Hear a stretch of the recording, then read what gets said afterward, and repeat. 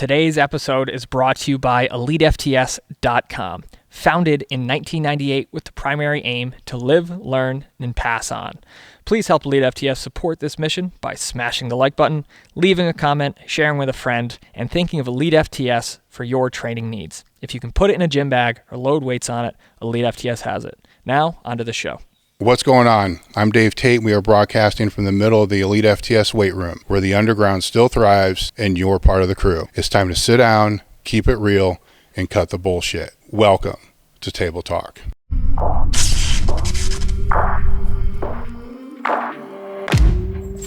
Guys, we are back with another episode. This is probably episode number 9,865. I don't know what episode it is, but we're back. Just Sam and I, we're going to talk about training a little bit. Last episode, we didn't bring this up, but you guys may have noticed our owls on the table. Here's the reason for the owls.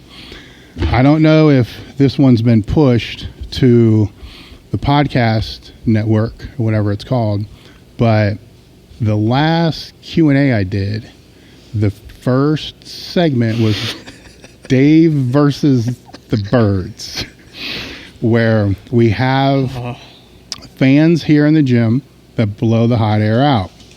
Well, these fucking birds get up in there, and you can hear them on some of the podcast. You can hear them on some of the cigar videos that I did on YouTube. That's actually pleasant. But the birds get up there, and it doesn't drive me as crazy as one of the guys I train with. So we got this brilliant idea to get the owls, and we're going to put them up in the fans to scare the birds away. The plan to get rid of the birds prior to the owls was you chasing them with a tsunami bar. Yeah. Well, what I was trying to do was to open the fan, because the hatch on the fan will shut. Mm-hmm. And if you turn the fan on, it sucks it shut even more. So to open it, because my arms aren't long, they're not 12 foot, 16 foot long, I have to get up there with the tsunami bar, open it, and the first bar I grabbed was the shorter one, which I should know which bar. So it looks like I'm going to go whap the birds, but I can't because the birds don't get in. Mm-hmm. So with the owl thing, somebody suggested, I'm like, good idea. So I buy 2 owls. Now, where do you find owls? Just fake owls? Internet. Just search decorative owls. Should have known. Owls, birds. And then people have told me that they have owls, and it just attracted even more birds. So all I can say is they've just been sitting on the table. And you don't hear shit. I haven't heard any birds, and they're so far it's a success for what the owls are. So that's gym life. And the first few minutes of that video, we're gonna have to clip that because it was brilliant. Just the camera work, watching him just go over there like a harpoon. It was fantastic. So today, I kind of wanted to do a deep dive, or a little bit more of an in-depth conversation on something that we have a tendency of seeing on social media more than most other places. It's the idea of excuses versus reasons. And we'll see this on various platforms, but especially after a meet that goes poorly, you'll see a giant novella of reasons, of quote-unquote reasons as to why the lifter did not complete what they set out to complete. So let's jump right into that. Jump right into that. I think in my UnderTheBar book, I actually have a list of all the excuses somebody would use for a poor meet. And keep in mind, it's not complete, but there's like 100 because it's just so many that it's unbelievable, because you were never not strong enough. You notice that's not one of the top reasons. Never one of the reasons. Even if it's clearly apparent. Mm-hmm. Form was good. Lowering was perfect. Technique was perfect. They just got to a point and just stalled. It was that damn light on the ceiling. God damn, coach didn't give me the right Gatorade. I was dehydrated.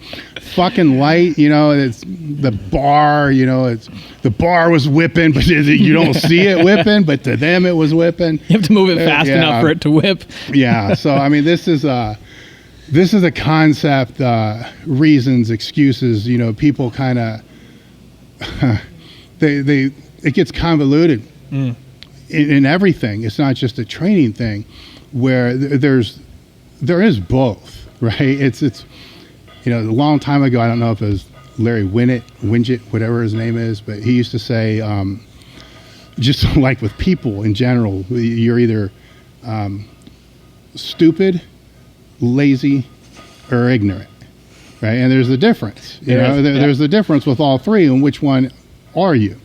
So the reasons and the excuses from a training perspective, it's the same thing. I can listen to somebody talk about their training, why their training is going a certain way, and it's just excuse after excuse after excuse after excuse, and we've all heard them. We can sit here for an hour and just list them all off, but sometimes if you're listening, a reason pops. You're like, okay, note that, right? Let's look at this one later, and but I don't think for most people they take the time to be able to do that, because you can't fix an excuse, right? You can deep dive, and look at reasons, and sometimes, most of the times, the excuses pollute the reason.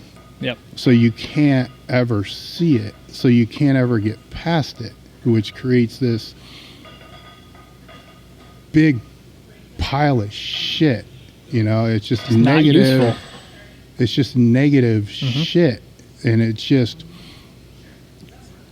I mean, it's how do you control that, right? I guess that's the thing. Is I think if it's like, how do you control negative influence? Right. Right, and I think some people think that the answer to that is there'll be no negative influence, and that's not true. Right. And that's just as blind as saying that I will never be a negative influence, or I will never do things that are bad or wrong, even though the goal is for that not to happen, kinda, because sometimes you learn, from those things. I think where the problem becomes is, I want to say a lack of self-awareness, but how are you going to be aware if you're not self-aware? Who's going to make you self-aware? Somebody has to make you self-aware. How self-awareness doesn't just happen by yourself. I mean, that's kind of a fucked up statement when I really think about it. Like, do we have to get a high for this? Yeah. Like I don't really get what's going on, but I got a list of like some of the negative shit, right? Like people. The first thing with the negative thing is people need to understand, and the excuses, the reasons, you fucked up. Yeah. We all fuck up. It's just it. You fuck up. Maybe you do a negative thing. Maybe something that you did was wrong, or it was a fuck up and it was negative. And of course you're going to be mad about it. Or if it happens to you, you're going to be mad about it. But for how long? This is the issue. For how long? Everybody's going to understand if you get pissed about something, say that maybe it's somebody else's problem, but it's still not, in my opinion, because it's that failed for a reason. Right. Your excuse is if there's something that happened that's somebody else, then you just put it 100% on that other person. Then that's your excuse to make you feel better. They don't get better. You don't get better. Training doesn't get better. Coaching doesn't get better. Business doesn't get better. None of this gets better. Right. The problem is negative people. Right? So negative situations are normal occurrences in life. Adversity is normal occurrences in life. Negative situation can last 15 minutes, 10 minutes. It could be a drama on fucking social media, internet, Instagram, whatever. It's just somebody goes back and forth. Maybe it lasts a day or whatever. A negative situation typically is going to be over 15 minutes, maybe a day. Then you get over it. The other person gets over it. You fix the issue, and it's done. Yep. What you can never get over are the negative people, because they don't stop in the 15 minutes or the one day or with that one issue. Right. They're the fucking problem. It almost keeps bringing it back up and bringing it back up. So then it becomes your problem because they're still in your life. You're still living it. You're still living it. Sometimes there's not that ability to be able to do that. But I think to dial it back into training, because we can go business, we can go all these right. This pertains to everything. We all fuck up. We all make mistakes. They're going to impact other people are going to impact you. That's life. That's fucking life. It's like, come on, you know, we're supposed to get here and come on. It's normal to get mad about it. But at some fucking point, you got to let it go. Because I'll tell you what, whatever the issue is, until you let it go, it doesn't get better. As long as it's held in there, it doesn't get, it gets stagnates. Worse. Yep. It will just over time get worse and worse and worse. And, so you gotta, I've kind of already said this, you gotta stop blaming other people, or not other people, I'll get to that in a minute. You gotta stop blaming circumstances on your failure. Right? Or your situation, right? So I don't want to say failure, but it's this is what the lifters are doing. They're blaming the circumstance on their situation. Well, you still enter the meet. Right? And the other fact is, it's like, okay, well, if the bar being slightly different was the only factor that caused you to miss that lift, holy shit, that's not good. That's way worse than just saying, I was not prepared or I just wasn't strong enough today. Well, yes, and everybody else had to compete with the same circumstance. Right. So where you get caught up is the circumstance isn't a reason. It's an excuse, right? You could say it's a reason. You just will never do that meet with that bar in that situation. But that's not, I mean, if it's a competitive thing, there's certain things that are within your control, other things that are not within your control. Right. So the problem is people become circumstantial whatever you want to say. Their excuses are just all over. It's like, okay, what's the situation? What happened? What's the assessment? You know, how would, if you ran, you know, SEAL Team 6, you had to ask, you know, go back and reassess this big fucking disaster as to what happened. Are you really going to think they're going to sit there and say, God, the sun was over there. My boots were too tight. Right. Yes. They're going to go through those and they're going to say, circumstantial here. Okay, here's this. Is this a system? This is person. What's the problem? Right. And then you start diagnosing where that lifting's the same way. Circumstantial. Wait a minute. Here we go. Something's here. Let's dig in.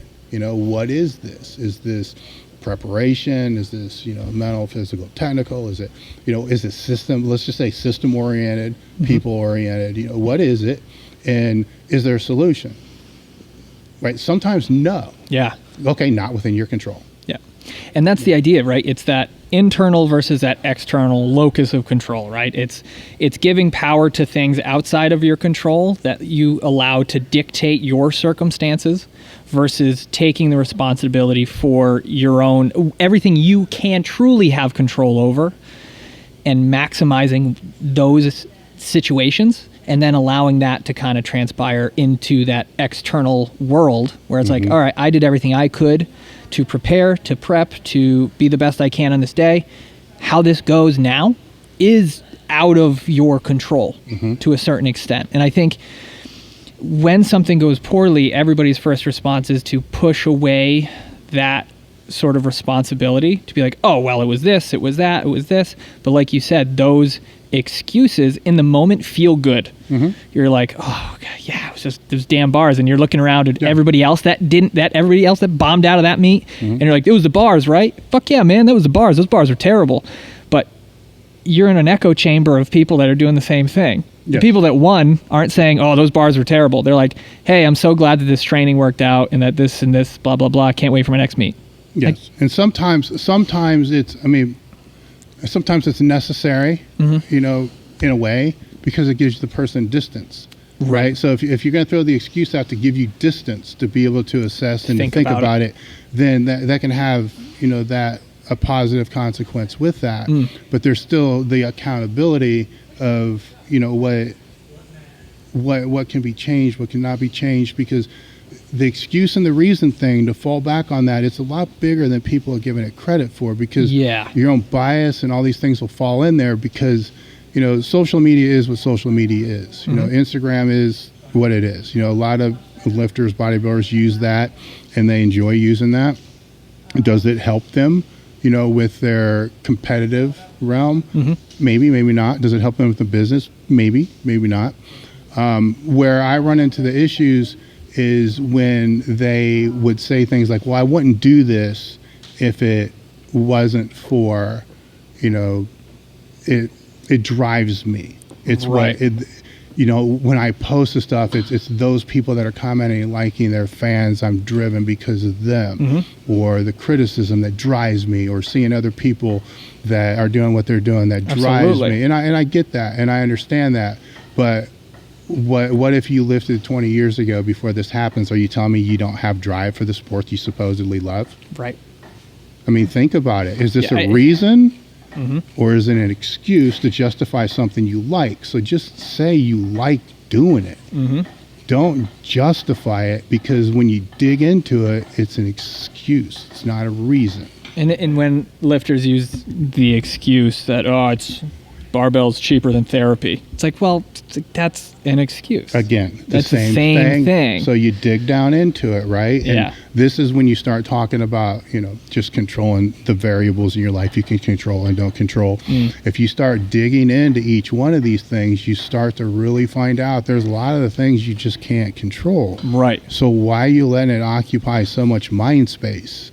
Because what happens is all that negative stuff that is polluting you is stealing your creativity, time that you could be using to create, time you could be using to recover, rest, you know, time you could be using, you know, doing other better things, where it's all falling under an umbrella of, well, this is what drives me. Is it? Or is it what you enjoy? There are two different I'm not saying it's right or wrong. I'm just saying how it's being positioned isn't productive, you know, to the person, you know, because if you're trying to zero in and eliminate as many negative variables as you can, which I think everybody should do. Life's got enough negative variables. Yeah, you can find negative shit everywhere. Without you creating your own, and you're still going to create your own, and it's still going to happen. But a lot of this other junk is falsely, it's not real, right? It's not real. It's why give any meaning to a critic or criticism that's a comment from somebody that's an alias that you don't even know, that happens to fall on your timeline, which you could just delete in a second. Gone, done. Why? I don't understand why I get frustrated and upset about that, because we've all run across people throughout our lives. You know, everybody, you meet people who you move on. How do you know right now somebody isn't saying something bad about you in some fucking gym in Arizona? Oh, for sure. And they're just tearing you the fuck up. This guy's an idiot. He doesn't know what he's talking about. He's this fucking dickhead. This feels very close to home for me. But here's my point is, you're indifferent to it because you don't even know it's happening. All right, so it's that awareness. Yeah, right? So now you're aware because somebody who's no different than this person said something just as stupid, probably more so stupid. Yeah. And it's going to occupy your mind, right? Where now that occupies your mind, steals your creativity. You're giving them the power to steal your creativity, your solution-driven time, your time to be able to get better, right? And people will flip that and say, well, no, that drives me. Well, then why you tell me about it? Right. Right? If it really drives you, why are you telling me about it? One of the most fucked up things about it is it will eat you up from the inside out. You will think about that all the time. You'll think about that person. You'll think about what they said.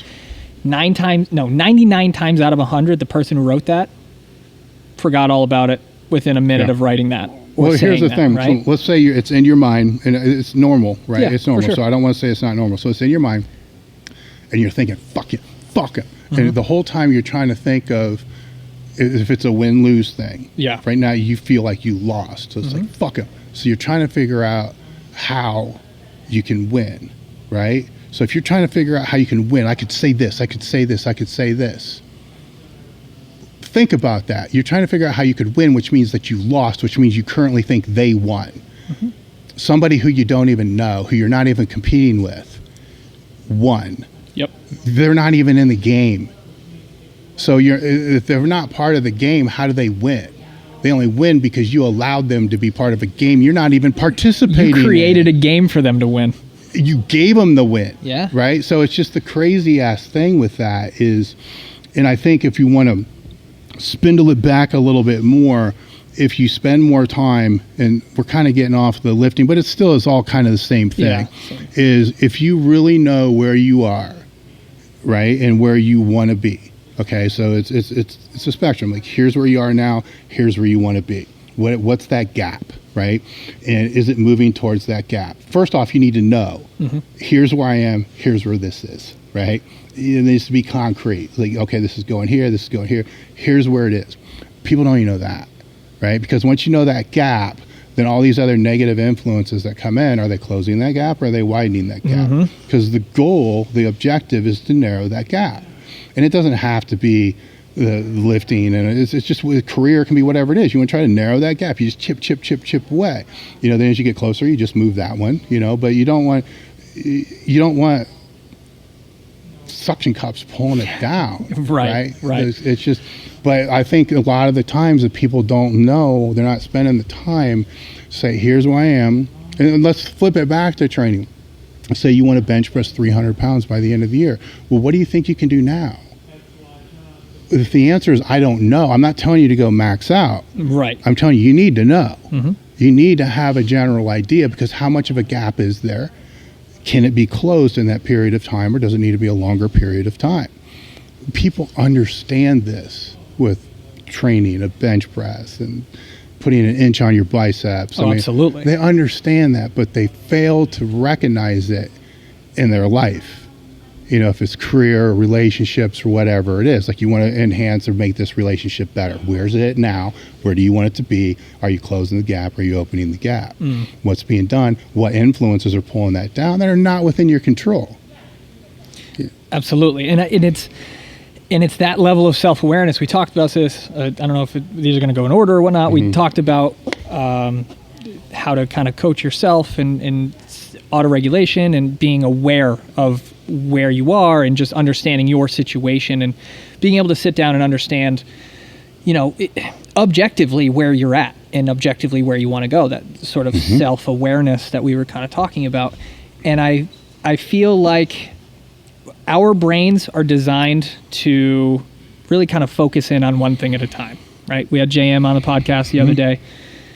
So when someone is thinking so hard about an excuse or a situation that's outside of their control, they're literally telling their brain that this is more important than the goal I have or the objective I have for myself. They're living that way. Absolutely. They're living, and I want to back it down. I keep wanting to backtrack on this and say it's normal, but what's not normal is how long it lasts, right? Yep. You can, like I said before, you could be mad at somebody. I mean, hell, Tracy gets mad at me sometimes for 4 fucking days, right? So, I mean, she'll get pissed and she'll get mad, but it can't stay that way. Correct. Right? And so it has to swing the other way. And to think that, to tell that person that gets upset, you can't get upset, or you can't do this, or these negative, when you got to catch yourself. Like, man, I'm pissed. This bothers me. Should it? Right? Those questions are super important. Yes. And that's something I feel like a lot of people can do better. Everybody can kind of always be focusing in on that, right? Is even just in that split second, if you're pissed and you go, why am I pissed? Yes. Even just to think, even for a split second, get your brain off of being pissed into a different situation. it now expands the universe because you were so narrowly focused, and we were talking about this with the coaching, is you're so focused on that one thing that you have no creativity. You have no higher level thinking. It's almost going right back to a lizard brain of just being like, this is it. This is survival. It's 1 or a 0. It's black or it's white. Here we go. And it's like fight or flight. And it's like, no, man, like bring it back. Bring it back for a second. Take 5 big deep breaths. Ask yourself why, and then all of a sudden you're probably sitting there by yourself smiling half because you're just like, what the fuck? Like, yeah. So sometimes, right? Other times you are pissed. But you still have to. There's an old saying that says, let me sleep on it. Right. Well, a part of that reason is sometimes you're going to get upset. Sometimes you're going to get mad, and you're not going to be able to go over because you're going to say, okay, why am I mad? And then you're going to be like, I shouldn't be mad about this, but fuck, I'm fucking pissed about this. Right. Like, I know I shouldn't be mad, but fucking I'm pissed about this. You're like stuck in a cycle. So you can't try to force yourself out of the cycle because you're going to get mad at yourself for trying to force yourself to get out of the cycle. It's like this revolving nightmare of hell where sometimes it's just like, fuck it, I'm pissed. Yep. I'm going to sleep on it, or talk to somebody. There's a lot of other things. Oh, for sure. And then how am I going to view this in the morning? And then you wake up in the morning and you're like, I kind of fucked up. Okay. So now how do we move that? How do we move that? And you kind of go that way where I just don't want people to think that when they see that and they make I think everybody does pause. At some point they're going to be like, okay, is this really worth being mad? And a little part of them says, not that much, but then they get mad because they got mad. Sure. And then it's that revolving cycle that sleeping breaks it, getting away breaks it. There's, therapy can break. There's a lot of different ways to break it. Absolutely. To just give you a little different perspective from there. And when you do that, though, is the moment you stop blaming other people. Because now you're asking yourself, right, why am I responding this way to this situation? Yeah. I have other ways I could respond. Why did I choose this way? And the language is important because say you're in the heat of the moment, you'll say, wow, so-and-so pissed me off. It's like, okay, you're giving them the control, that they are in control of how you feel, instead of saying, I felt pissed when they said this. Why? Right? It's the same situation, but a different perspective. It's that internal perspective versus that external perspective. It's that of like, okay, I am the master of this vessel. I am in control of what's going on here versus I'm being attacked by an outside force. Right? And your brain will treat that 2 different ways. Right? If you feel like you're being attacked, of course, you're going to go in red alert. Right? Your brain's just going to be like, all right, let's fuck them up. But if you realize that I'm not being attacked, you're okay. Like you're not getting attacked by a bear. Like you're okay. You're just pissed. It's like, okay, why? Right?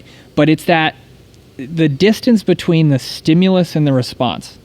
Right? If you immediately are finding yourself constantly just reacting to things, something happens, you react, and then it's like, oh fuck. Like I didn't mean that at all.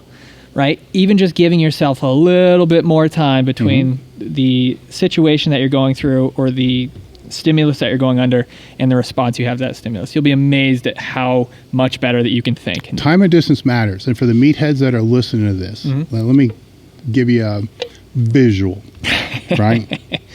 Great training day. Just kicking ass, man. Bars loaded, hands are chalked.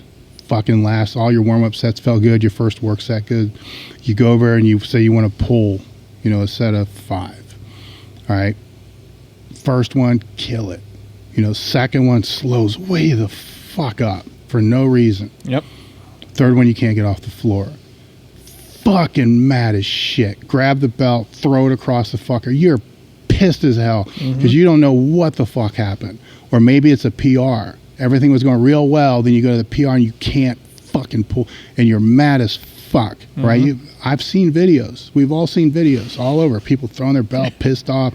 Nobody's, bashing them because everybody, why nobody tears them apart? Why nobody says, hey, man, that was a fucking dickhead move and all this other. Now, to me, it might be, but in a gym, you don't see comments like that. No. You're like, man, it'll be better next time. You know why people say that? Because they've all fucking been there. Felt it. Right? You know what that feels like. They come back and train the next week, and half the time they don't even remember it. By the time they get home and by the time the dinner's over, Are they still throwing shit around? Why?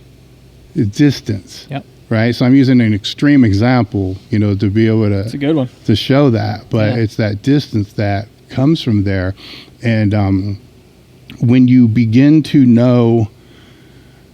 Let's go back to the training. When you begin to know, say, a client better or your training partner better, and you work on getting to know them better, then you can better understand that, right? So using this as an example of just yourself, right? If you know yourself better, right, and you really focus on what should this be, and just in this situation, the deadlift, powerlifting, whatever it's going to be.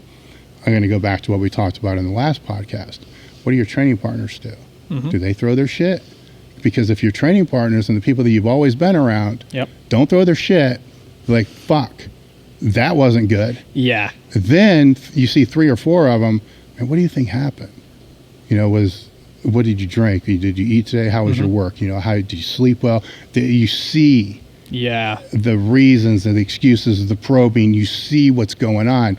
So instead of seeing belts flying and all this other shit, and it still can happen, right? No, for sure. But what you're seeing is, how do we not have this happen again? Are you overreaching? All these other kind of things. And when you see that enough times, then you begin to have that, yourself. And then you begin to understand yourself a little bit better. And then that self-awareness that I don't know how to define, but that comes into play to where you become more in tune with, here's my tendencies. Here's the things that I can probably do better. Here's the things that I could probably do better, but I just don't want to do better. I'm willing to deal with the consequences of what this thing is, but the more you know that, then the more you can control the negative influences through the training and everything else. And that awareness is important. And I wanted to bring this up in the last one, I'll bring it up now, is the idea that when you're first starting, whether it's a new behavior, a new sport or whatever, it's like, or learning something, business, like, you don't know what you don't know, right? Like, so we've all seen that spectrum between known versus unknown, is like consciously unknown or no. So it's like the squares or whatever, and you guys can Google it if you want.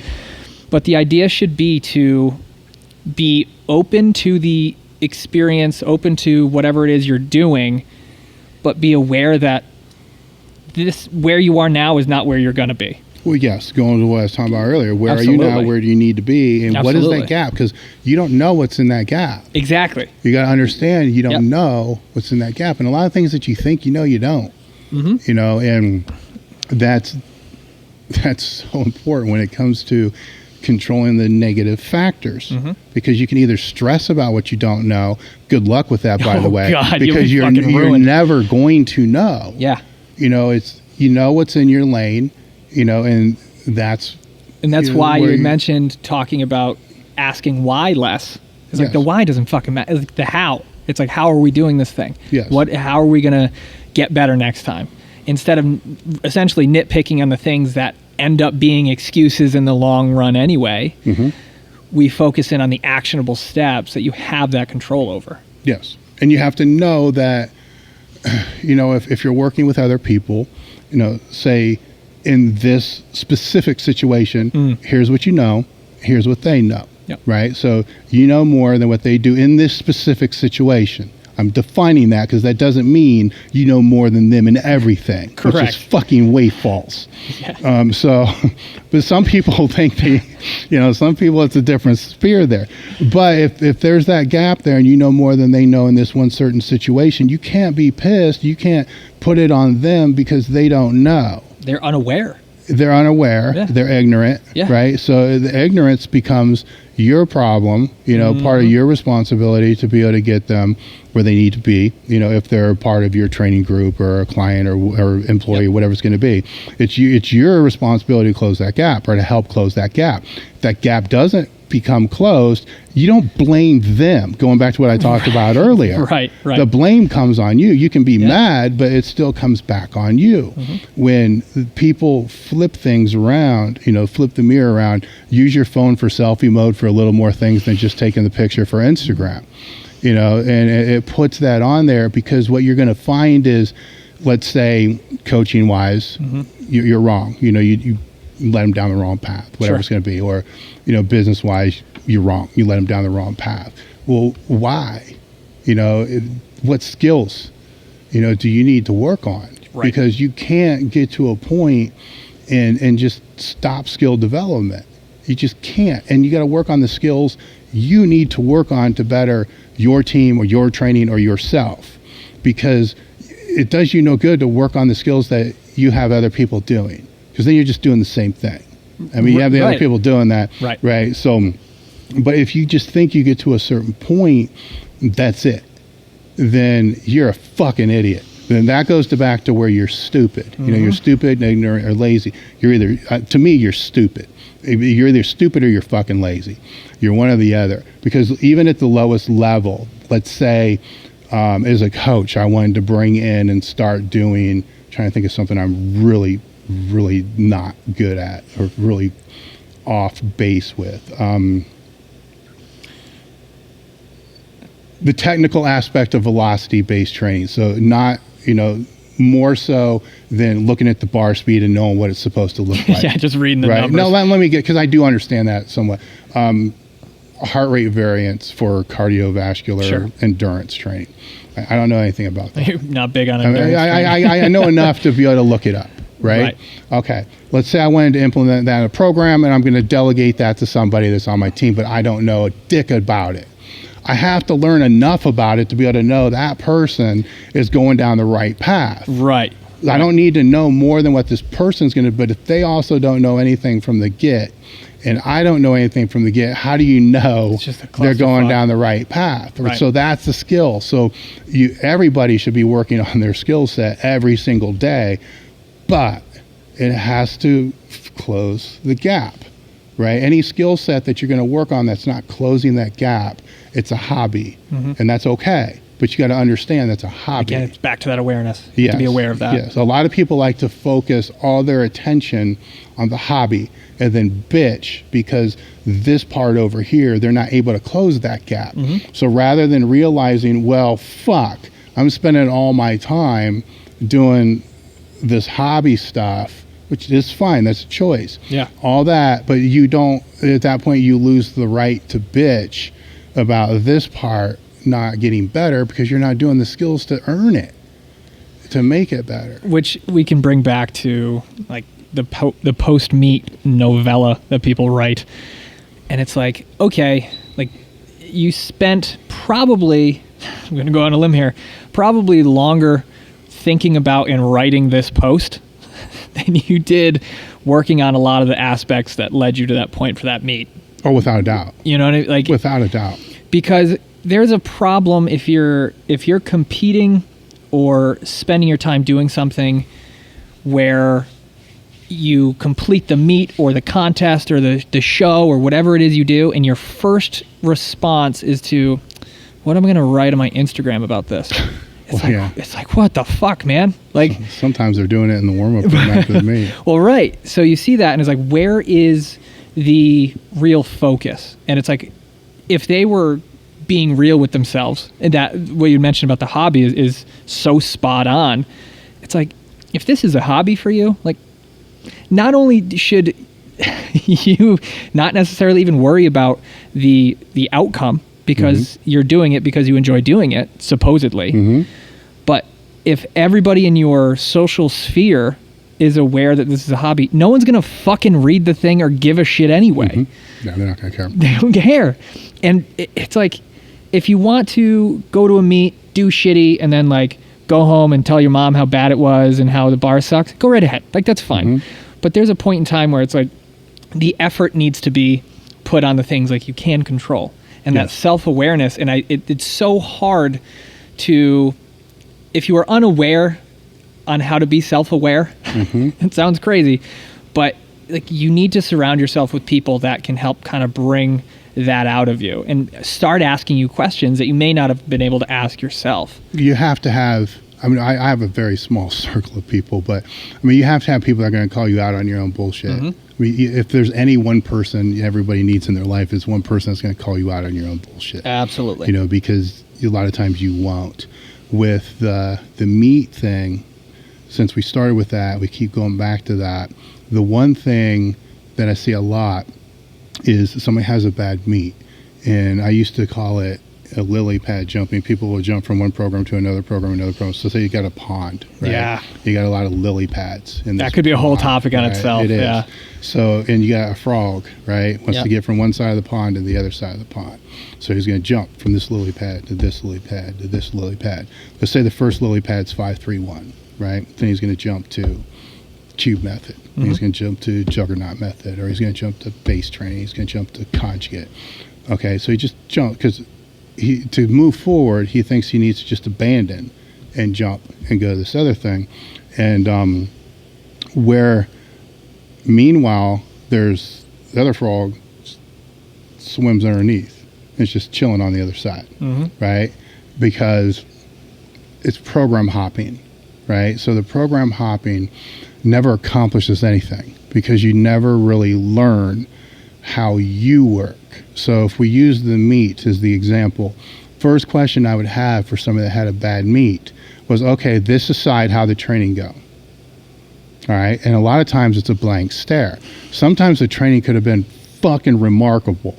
There's something happened in the peak, right? So let's talk about this. Okay. Let's diagnose, let's figure out, let's audit what's going on here, because everything was moving really, really well. Something fucking happened the last 14 days, right? And it could be a stressor that hit, a family member passed. It could be a flu, a virus, I don't want to say the C word because we'll be banned from everywhere, right? It could be any of these things that kind of come in there, and then that derailed it. There's so many people that are going to say, fucking meat sucked, dump in this program, jump into this program. But they've got 50% of what they actually was a really good training cycle. They just didn't have that last 2 or 3 weeks dialed in to make it work right, where they're willing, and this happens all the time, they're willing to just abandon, hell, sometimes a year that went into this to get to that point because the outcome wasn't what was desirable, where the journey does matter, the training does matter, that assessment matters. There's, on the flip side, there's other people that have just shitty training. Then they have a great meet. It's like, okay, wait a minute. Let's look at why the training. What did you think was shitty about the training? Everything felt heavy. Oh, wait a minute. Hey, maybe you need to train with higher percents, and so that's a huge one with that, because the flip side can happen too. They can have a great meet, like I said. Then all of a sudden, nothing else matters. This is all I'm going to do. This is great. This is how I'm going to train for the rest of my life. I'm not going. And then they lock it in. Yeah, they're searching for that same training cycle again, not realizing that same training cycle is never going to happen. If there's going to be something that's going to produce a higher result, it's a better cycle. Right. They're better always exist. Oh, absolutely. It always does. You just got to figure it out. That to me is that needs distance too, after the meet, because there's that reflection from that. And a lot of the things that really matter are not going to be on an Excel sheet or a training log.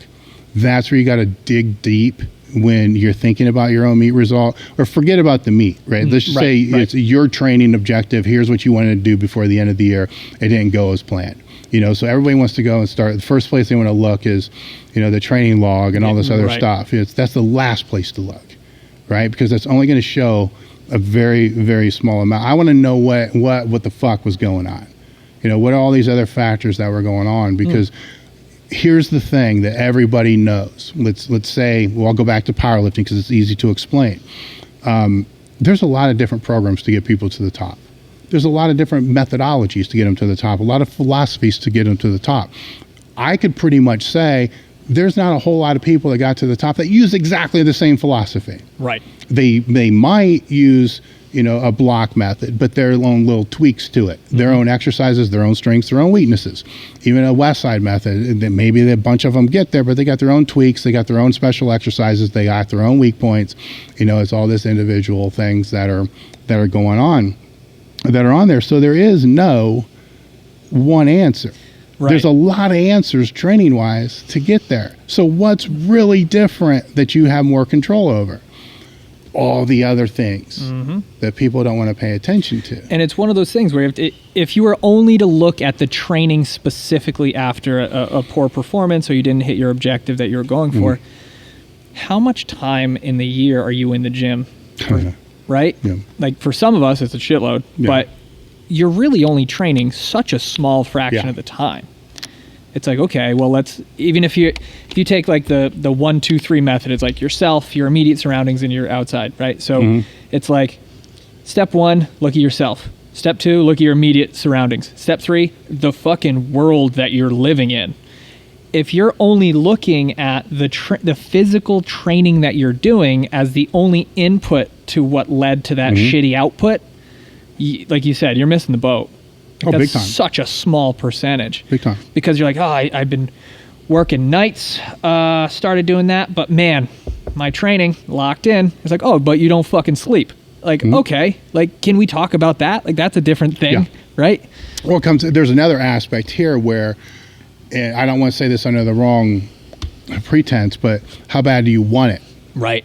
Okay, so that can be defined a lot of different ways, but let's just keep it extremely general. How bad do you really want to be better? Whatever that endeavor is. And a lot of people are going to say, yeah, I really want it. Worse, do you want it more than everybody else in the gym you train in? Do you want it more than everybody else in your own gym? Yep. Okay, they got to stop. Because only one person is going to be able to answer that truthfully. Right. Only one. Yep. The person that actually wants it the most. So Absolutely. Are you that person?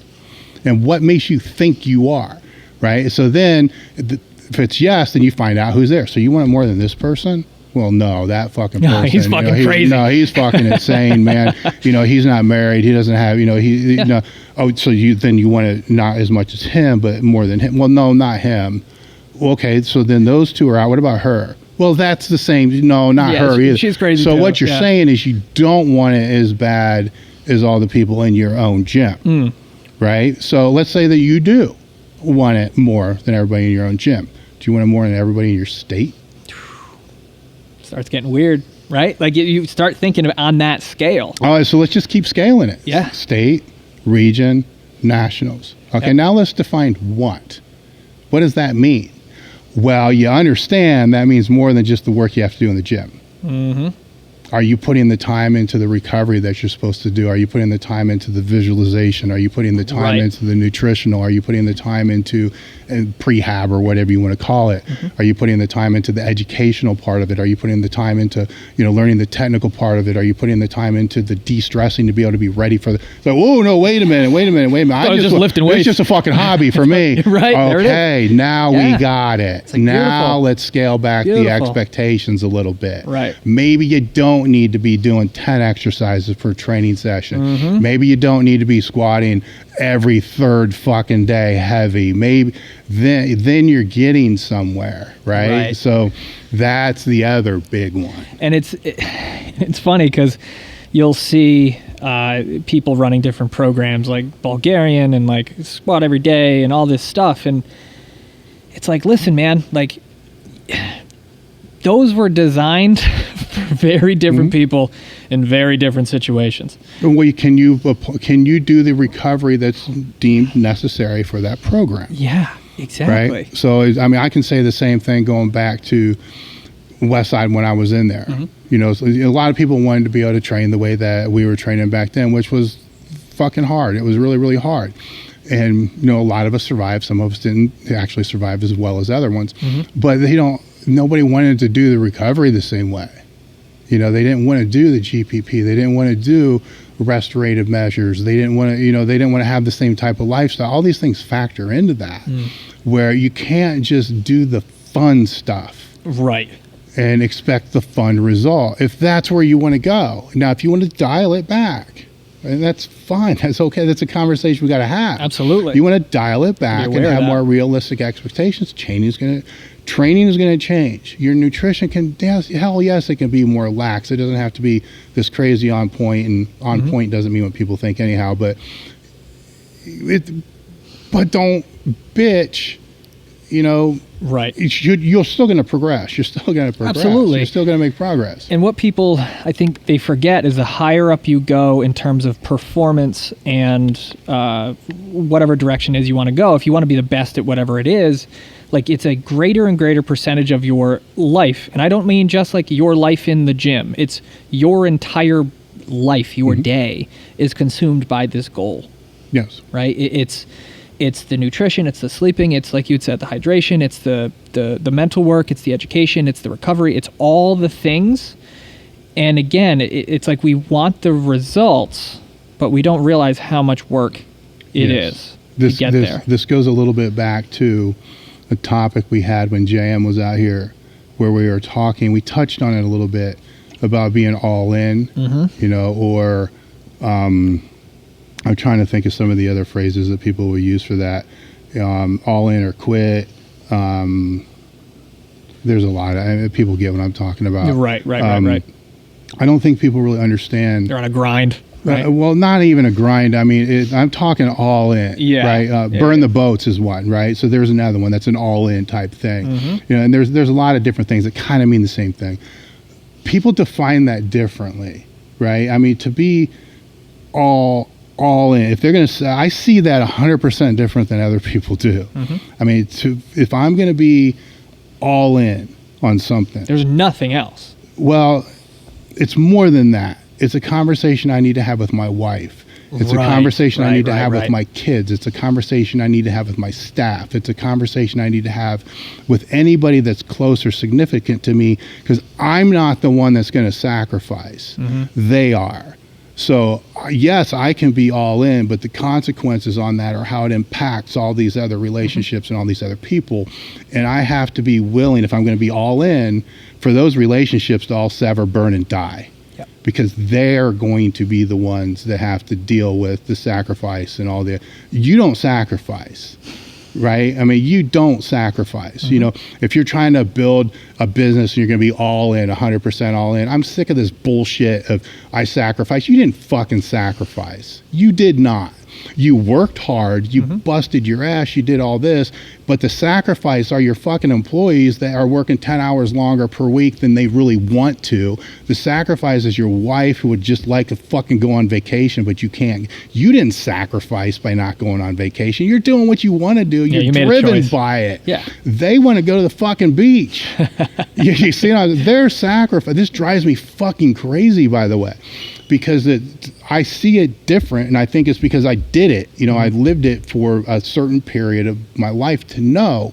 So it's different. Now, I'm not saying you just fuck around with everything else, but all in, it's a different thing, right? So if you're competing against somebody, I'm not saying that you can't beat them, because genetics are a great fucking thing and good training programs and all that. Yep. But if you're going to compete against somebody in a sport, powerlifting, strongman, or whatever it is, on one side, you got this person that legitimately is all in. But then you're going to add to that and say that all their significant team around them is also 100% supportive. Fucker, you got a battle on your hand, right? So if you don't have that the way that person has that, then you're at a disadvantage. And if that person doesn't realize the blessing they have with that, they're at extreme disadvantage. So there's a lot of factors that play into that, where what I'm trying to say is avoid the comparisons, with that, because that's going to always be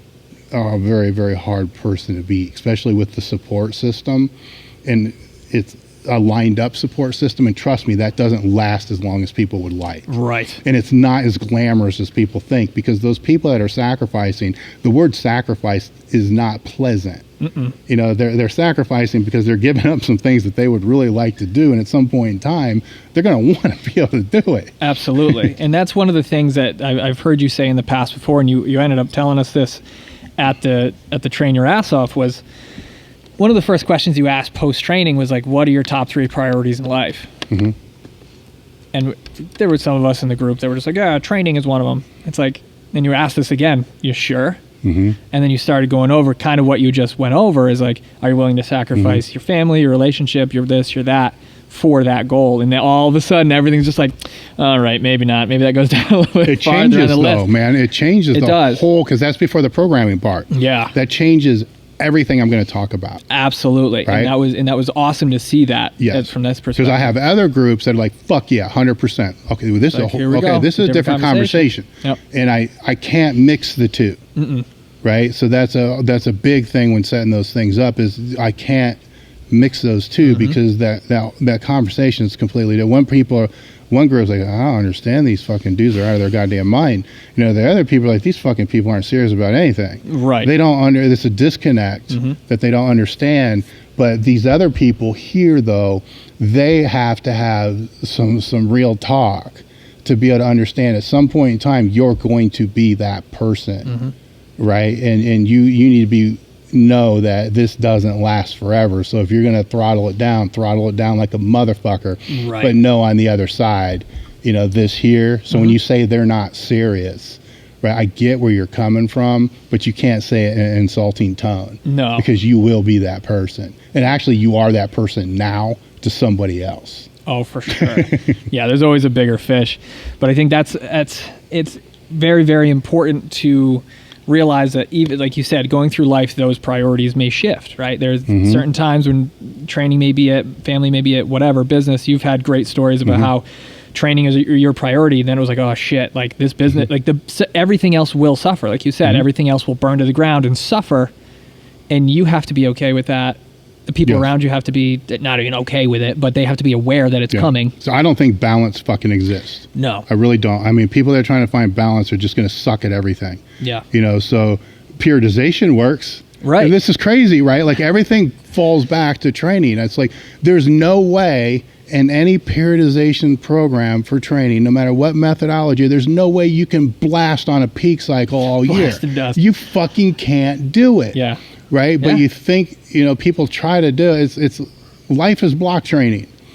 You know, it's just, okay, here's the focus, here's the secondary focus, boom. You know, and you know, what are you going to rise? You know, you don't need too many distractions.